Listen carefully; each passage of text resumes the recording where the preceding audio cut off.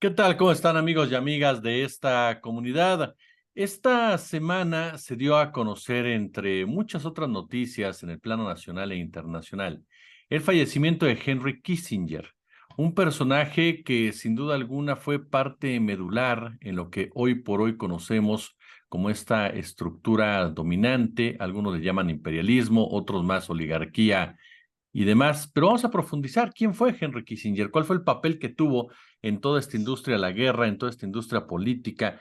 ¿Quién fue un personaje que se ha definido como o al que se ha definido como un criminal de guerra? Se encuentra con nosotros y de verdad, como siempre, para mí es un honor recibirlo en nuestra comunidad. Cristian Nader, el maestro Cristian Nader. Cristian, ¿cómo estás? Muy bien, muchísimas gracias por invitarme, Jesús. Buenas tardes. Oye, Cristian, pues yo la primera pregunta que te haría sería precisamente esa. ¿Quién fue Henry Kissinger? ¿Dónde ubicamos a Henry Kissinger en todo este entramado, en todo este juego de intereses que desde hace décadas se han venido entrelazando para dar lo que hoy por hoy enfrentamos, en muchos casos dicen algunos, como una tragedia humanitaria? Bueno, Henry Kissinger es un producto, iba a decir un producto de su tiempo, pero también se ajusta muy bien a las políticas exteriores, incluso que son previas al contexto de la Guerra Fría por parte de Estados Unidos. Henry Kissinger ni siquiera era ciudadano estadounidense de nacimiento. Él llega en los años previos a la Segunda Guerra Mundial, cuando su familia supuestamente empieza a prever lo que se avecinaba con respecto a la comunidad judeo-alemana. Él es nativo, es alemán, judeo-alemán. De hecho, nunca dejó de, si alguna vez han escuchado sus entrevistas, él nunca dejó de tener el acento alemán. El inglés, no era, en su casa no se hablaba inglés, se hablaba alemán, pero curiosamente, a diferencia de muchos, por ejemplo, judíos europeos que acabaron migrando a suelo estadounidense en los 20, 30 o 40, que se acaban alineando, por ejemplo, y más en la actualidad se puede notar con el proyecto sionista, Kissinger no era como tal, como muy orgulloso de su identidad, en primer lugar judía, pero tampoco sionista. De hecho, muchos le achacaban que era judeófobo, siendo curiosamente judío. Pero bueno, Kissinger es un personaje que acaba insertándose en las altas esferas de poder antes de la llegada de Nixon a la presidencia. De hecho, se suponía, lo lógico era pensar que el presidente, a partir del periodo del Nixon del 69, y podría ser un personaje más popular dentro de la esfera republicana, como lo era Nelson Rockefeller. Él siempre estuvo en la campaña de Rockefeller para alcanzar la presidencia. Para que no sepan quién es Nelson Rockefeller, es nieto de John D. Rockefeller, el que era el gran tycoon o magnate del Standard Oil a comienzos del siglo XX, cuando hay una intervención por parte del gobierno estadounidense para que quiebren Standard Oil por el monopolio, por el trust que tenía, que se divide en múltiples empresas de hidrocarburos, que muchas de ellas todavía existen. Y Henry Kissinger se empieza a acercar después de finalizar sus estudios, pero de hecho, cuando todavía está en la universidad, él es cooptado por los think tanks o los grupos de geoestrategia que hay en todas las universidades estadounidenses, y más en ese momento como era la Guerra Fría, y se acerca a Rockefeller y este personaje lo va a catapultar al poder. Cuando viene el proceso electoral interno en el Partido Republicano, Nixon acaba ganando y él forma parte del equipo de Nixon, primero como asesor de seguridad nacional y ya también como secretario de Estado.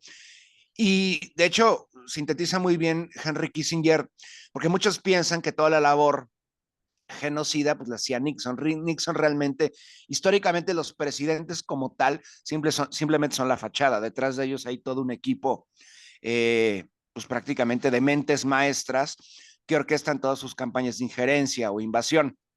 En este caso, por ejemplo, llegando al caso de Biden, pues Biden realmente no gobierna, y más también ahondando un poco en su vida privada con respecto a la demencia senil, que es muy evidente. Atrás de Joe Biden se encuentran personajes como Anthony Blinken, Jake Sullivan, que de hecho Jake Sullivan ocupa el puesto que ocupó Kissinger como asesor de seguridad nacional, y este Anthony Blinken ocupa el puesto que ocupaba también Kissinger como secretario de Estado.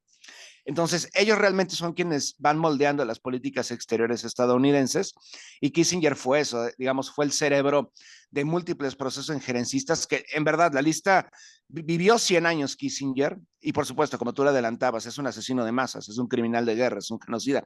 Todo eso es cierto, que de hecho, incluso para los estándares estadounidenses cuya historia está sumergida en procesos genocidas, Kissinger rompía la norma por la cantidad de fatalidades en todo contexto que este hombre provocó. Y bueno, ahorita iremos mencionando algunos de los procesos en los que estuvo, o más bien que orquestó, pero fueron múltiples y curiosamente casi en los 5 continentes. Eso iba, creo, Cristian. Muchos hablaba, por supuesto, de su participación en Vietnam, por supuesto, antes, durante la gestión de Lyndon B. Johnson, si se involucró o no se involucró junto con Nixon para evitar precisamente que se llegara a un acuerdo de paz en esa Uh -huh. zona. Y cómo su presencia, te preguntaría, cómo su presencia en Vietnam, en Asia, tuvo una implicación directa en los conflictos, si es que los tuvo, en los conflictos que ahora vemos como herencia en el Medio Oriente. De hecho, este Kissinger llega en la recta final de la agresión estadounidense contra Vietnam y por un momento, Estados Unidos estaba en una imposibilidad y siempre lo ha estado en agresiones en contra de pueblos de esta índole. ¿Por qué? Porque sí, creo que lo podemos tomar el ejemplo de lo que está ocurriendo en contra del pueblo palestino en este momento. Obviamente una superpotencia, en este caso el ente sionista, siempre le va a apostar a una agresión y a la supremacía tecnológica, en este caso, por ejemplo, aeronáutica y bombardeos indiscriminados en contra de la población, que incluso ya utilizan inteligencia artificial para hacerlo. Hace 50 años era lo mismo. Obviamente la presencia de tropas estadounidenses, que llegó a ser más de 1 millón de tropas estadounidenses, no podía hacer nada en un combate cuerpo a cuerpo, guerra de guerrillas en las profundidades de la selva del sudeste asiático en contra del Vietcong. El Vietcong siempre fue superior al ejército estadounidense. Por eso obviamente viene este proceso genocida de bombardeos constantes en contra de toda la población, prácticamente en contra de todo lo que se moviera. Y en ese momento, cuando llega Kissinger en el 69 con Nixon al poder, Estados Unidos ya existe el movimiento, por ejemplo, por parte de la burguesía blanca estadounidense en contra de la guerra, hay mucha presión pública y Nixon lo que quiere hacer es obviamente aplastar a la población vietnamita. Kissinger, de hecho, ocurre una lucha de poder en la Casa Blanca entre Kissinger y Nixon y lo que buscaba Kissinger para justamente salir bien librado la administración Nixon era llegar a un acuerdo de paz, no sé si un acuerdo de paz, pero aminorar los costos de la ya inminente salida estadounidense que va a llegar 6 años después con la victoria en Saigón por parte del Vietcong.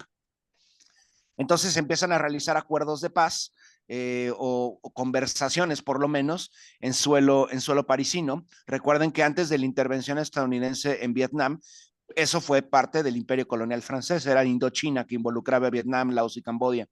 Entonces decide ser el gobierno francés intermediario en estas pláticas y se acabó fracturando justamente por las luchas internas que hay en la cúpula de la Casa Blanca entre Nixon y Kissinger, y bueno, todos sabemos cómo fue el resultado, pero en ese inter de conversaciones, los estadounidenses mataron a otro 1 millón de vietnamitas.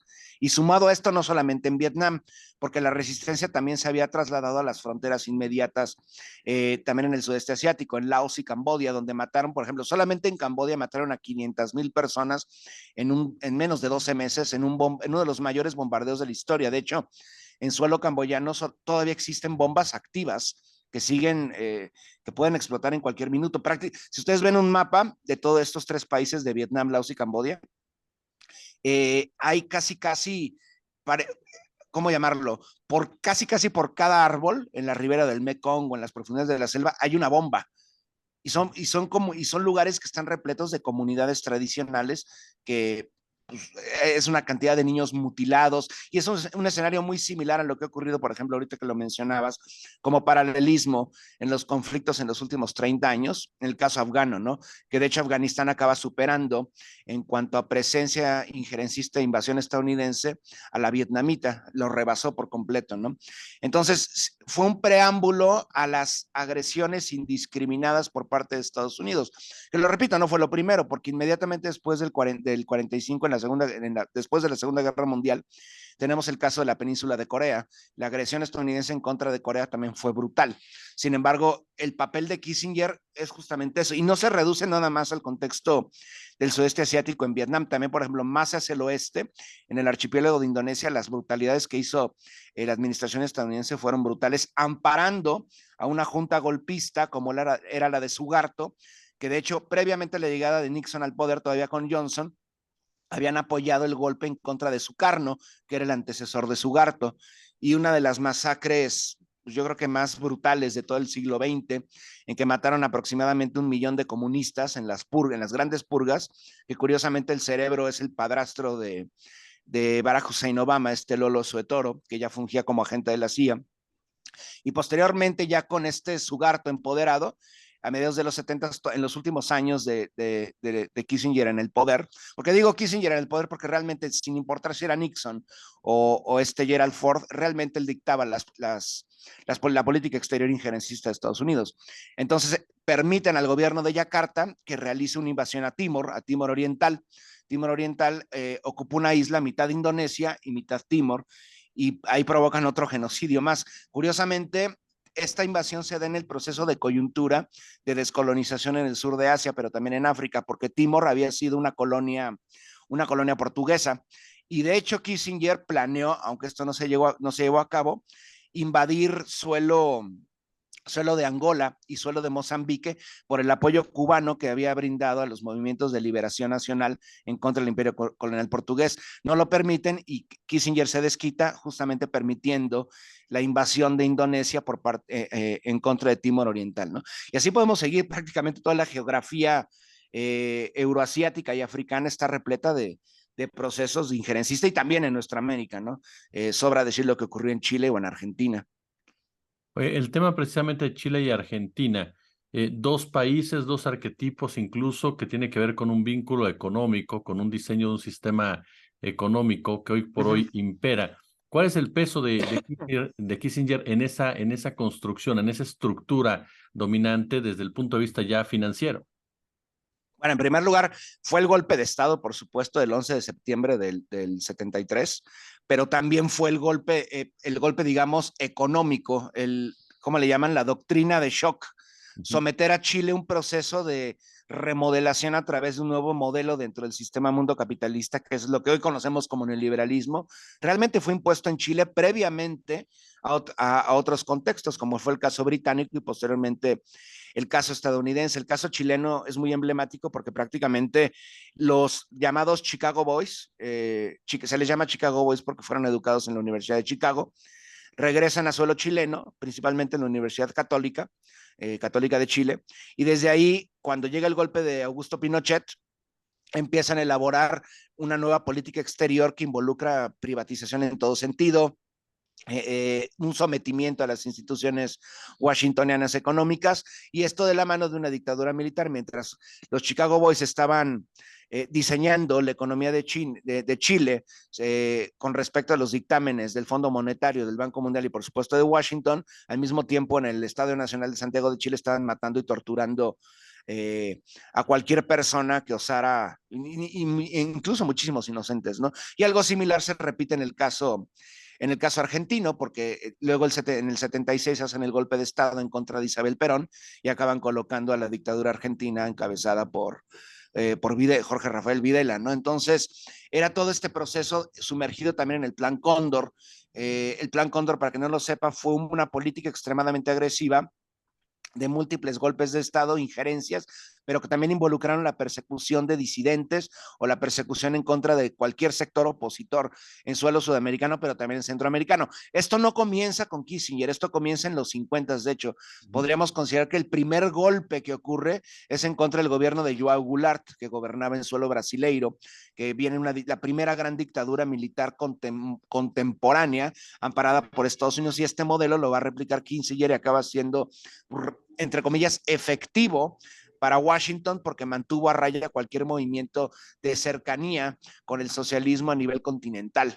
Y esto también, aunque es curioso porque, por ejemplo, En América Latina fue una opción extremadamente agresiva, pero en otros casos, por ejemplo, en el caso de China, ellos buscan un acercamiento, entre comillas, con la República Popular. Sí, Sigo. Pensé sí, que sí, querías adelante, adelante. intervenir. No, bueno, por ejemplo, el caso de China, en el 71, ¿qué había ocurrido en China previamente?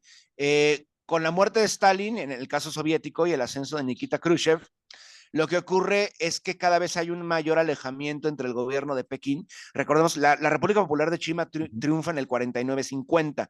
Ahí se convierte en la segunda mayor superpotencia socialista del orbe, seguida por la Unión Soviética, que lo había hecho desde 1917. Y había muy buenas relaciones en el periodo de Stalin con Mao. Sin embargo, cuando triunfa Nikita Khrushchev, empieza a haber un alejamiento y empiezan a haber cada vez declaraciones más incendiarias desde Pekín que consideran a Khrushchev como una revista, etcétera, etcétera. Y luego Moscú responde y esto lleva a un proceso llamado el cisma sino-soviético, que es un alejamiento, pero también incluso un enfrentamiento, porque hubo enfrentamientos armados en el extremo oriente ruso y en el norte chino, en la zona fronteriza. Entonces Kissinger se da cuenta de que obviamente no puede contra las dos superpotencias socialistas, China y la Unión Soviética, y decide acercarse a uno para tratar de ganarse a China y quebrar su relación y profundizarlo el alejamiento con la Unión Soviética. Entonces Kissinger viaja en el 71, hace 2 viajes consecutivos a China, se reúne con el canciller, con Xu Enlai, y a la postre esto va a posibilitar que la reunión entre Nixon y Mao. Y es curioso porque hay como una especie de leyenda rosa en torno al acercamiento entre Pekín y Washington, que dicen que esta relación transformó por completo la historia. Esto es totalmente falso. Lo único que buscaba Washington era alejar justamente a Pekín de la órbita soviética, incluso profundizando el enfrentamiento que se va a dar en otros contextos, por ejemplo en Pakistán, incluso en Vietnam, porque en Vietnam había facciones de la resistencia en contra del imperialismo estadounidense que se acaban enfrentando porque una recibía patrocinio de Pekín y otra recibía patrocinio de Moscú. Entonces, de hecho, es muy interesante porque dicen, sí, es que esto cambió la relación entre Pekín y Washington. Sí, lo que ocurre es que 15 años después, en 1989, Washington orquesta una operación paramilitar de guerra psicológica en contra de la República Popular de China en el escenario de la perestroika en la cercana Unión Soviética. Buscaban que ocurriera exactamente lo mismo. Y por eso ocurre lo que pasó en Tiananmen, que mucha gente piensa, sí, la matanza de estudiantes. No, nunca ocurrió ninguna matanza de estudiantes. Obviamente esto fue engrandecido por los medios, los conglomerados mediáticos occidentales. Lo que realmente ocurrió es que intervienen en suelo chino paramilitares cercanos a Estados Unidos que buscaban provocar un levantamiento civil en la capital, en la capital china. No se logró, entonces van en contra del Ejército Rojo Revolucionario Chino y ahí no les recomiendo que busquen esas escenas, pero las grandes bajas en el 89 en Tiananmen, bueno, en toda la capital china, son entre militares chinos, que de hecho fueron quemados vivos y crucificados y demás cosas abominables, ¿no? Entonces, esto nos dice que obviamente no buscaba Kissinger un acercamiento con Pekín, sino quebrar, en primer lugar, la relación entre Moscú y Pekín y a la postre que ocurriera lo mismo, exactamente lo mismo en el caso chino con respecto a un proceso de neoliberalización de la economía, que de hecho comenzó ocurriendo cuando muere Mao Zedong, con Deng Xiaoping. Sin embargo, no nada más necesitaban la neoliberalización de la economía, la usanza chilena, también necesitaban el resquebrajamiento y el colapso del gobierno socialista, y no lo lograron.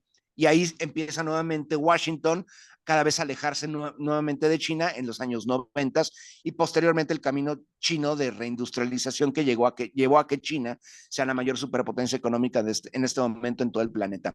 Entonces es curioso porque mientras se acercaban a China, a una China socialista, a la República Popular, en el caso sudamericano van en contra de cualquier gobierno que ni siquiera tenía que ser socialista, simplemente con que respirara en algún momento aires no washingtonianos, ese era un momento para acabar con ese gobierno. Y de hecho, llevan las políticas de terror incluso a su propio suelo, porque no solamente fue exterminar a disidentes durante el periodo de Kissinger en suelo chileno, incluso tenemos el caso, ahorita lo recordaba, de Orlando Letelier, que fue un ministro del mismo Salvador Allende que dice, bueno, tal vez la mejor manera de refugiarme sea justamente en la boca del lobo, en la guarida del lobo, que se acaba residiendo en Washington y ahí lo acaban matando, le ponen una bomba, el mismo con autorización de Kissinger, la CIA, paramilitares al servicio de Pinochet, ¿no? Entonces llegamos a ese grado insospechado del que el mismo terrorismo se encontraba en suelo estadounidense. Oye, Cristian, Kissinger desde el poder, pero ¿cómo operó Kissinger cuando ya no estaba oficialmente Uh -huh. dentro del poder político?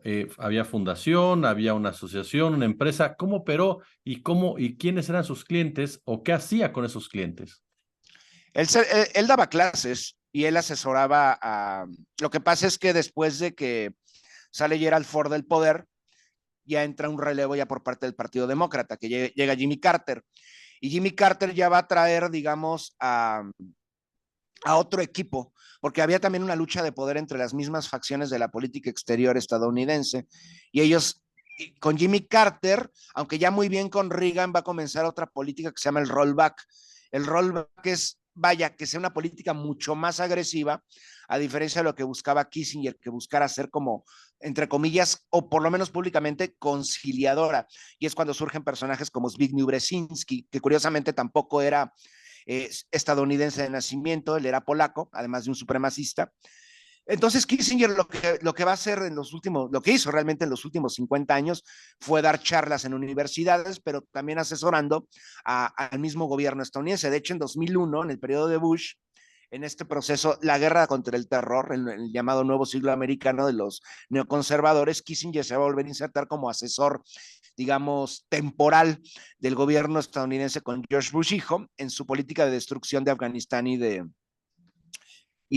suelo iraquí. Y a la postre también va a estar inserto en la administración Obama, principalmente en el contexto de la agresión en contra de Libia y la planeada e infructuosa agresión tradicional en contra de Siria que derivó en la agresión multinacional a través de paramilitares yihadistas, que de hecho eso es más la mano de estilo Zbigniew Brzezinski que de este Kissinger. Es muy una operación muy similar a lo que ocurrió en contra de la Unión Soviética y en contra de la República Socialista Afgana en Afganistán en el 79.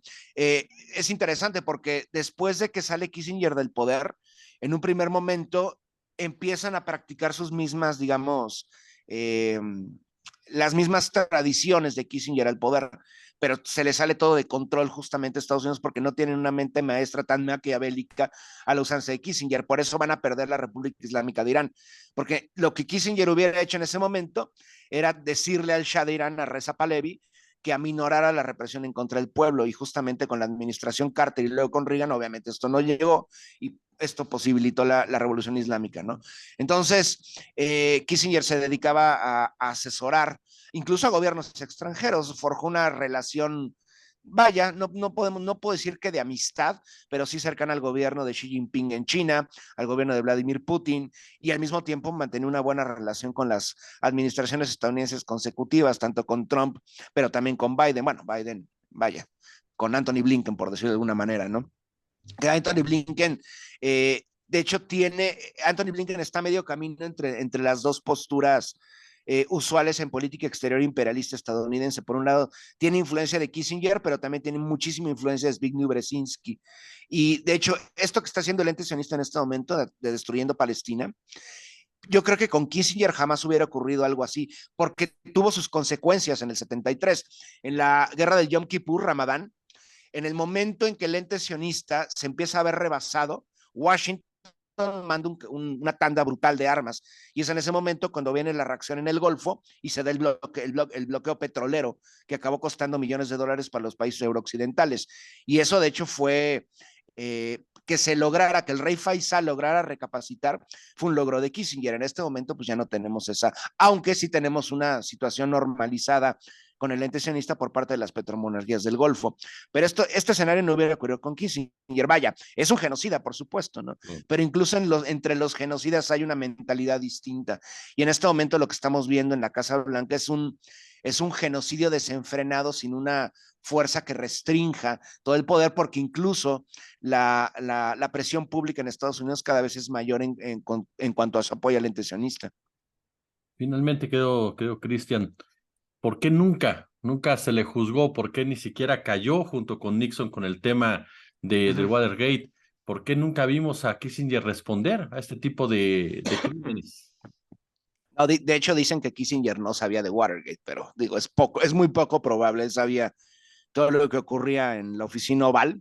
Para que no sepa qué es Watergate, Watergate fue un programa de espionaje que el mismo presidente ordenó para que escucharan las oficinas de campaña del Partido Demócrata durante el proceso de reelección de Nixon. Mandaron poner micrófonos en los teléfonos, etcétera, en un edificio que se llama Watergate, que está en las orillas del río Potomac, en suelo de Washington, y lo acaban descubriendo. Curiosamente, el FBI descubre, se enfrenta el servicio secreto contra el FBI y acaba ganando el FBI porque le hacen una especie de impeachment a Richard Nixon y acaba renunciando. Que de hecho todo apuntaba a que Nixon iba a seguir y su popularidad extremadamente alta, ¿no? De hecho, la misma idiotez de Nixon provocó su caída. Pero más allá de esto, ¿por qué Kissinger nunca pisó un tribunal? Pues, ¿qué presidente estadounidense lo ha hecho? Absolutamente. Es curioso. Los juzgan por espionaje interno, por escándalos maritales, pero por crímenes de guerra, absolutamente ninguno.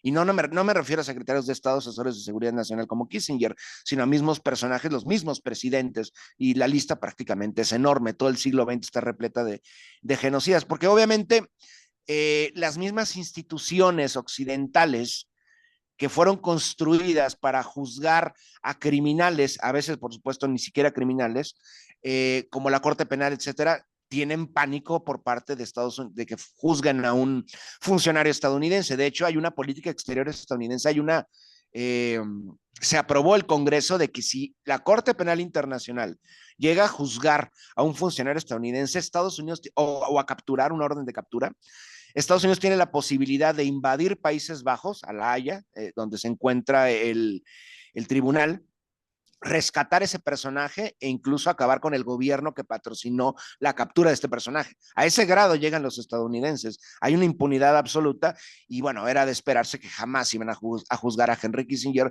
porque la misma criminalidad estadounidense es perpetua a fin de cuentas. No puedes esperar que juzgue a Kissinger si no juzgas a Zbigniew Brzezinski, si no juzgas a Reagan. Entonces, estamos hablando de toda la estructura, no nada más es un personaje. Entonces, obviamente sí hay que señalar porque es un cerebro injerencista, un cerebro genocida, pero atrás de él hay toda una estructura de poder que involucra no solamente al gobierno, sino también a las mismas plutocracias occidentales que son incubadoras de sujetos como este, porque en este momento no está Kissinger, tenemos a Anthony Blinken, un personaje extremadamente gris, pero que a fin de cuentas cumple el mismo rol que Kissinger, es un genocida y prácticamente el sostén de lo que está ocurriendo en este momento en suelo gazatí. Si no fuera por Estados Unidos, Israel no sería absolutamente nada. Israel prácticamente es un sinónimo de Estados Unidos. Entonces, ¿por qué no juzgan a Kissinger? Pues por el mismo motivo que no van a juzgar a Anthony Blinken. Mi querido y admirado Christian Nader, siempre de verdad es un placer y un honor escucharte y platicar contigo. No, muchísimas gracias, Jesús. El placer es mío.